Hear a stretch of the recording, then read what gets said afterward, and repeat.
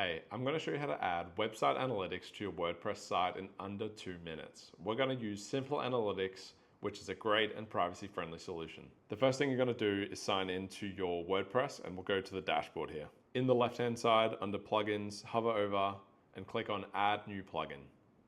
And in this search, let's type in all one word, Simple Analytics. Search for that. It'll be this first result here, Simple Analytics. Just click on Install Now. Just wait a moment. There we go. Now, once that's done, click on Activate.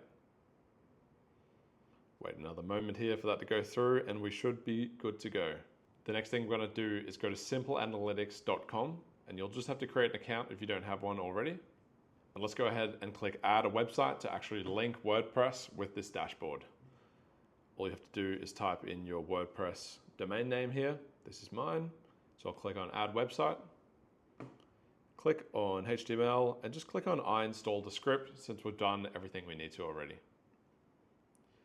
And as you can see, that has detected the plugin. If you can't get this to work, one thing you can do is either sign out of WordPress and just visit your site, or you can create a new private window and just visit your site, and that should do the trick as well.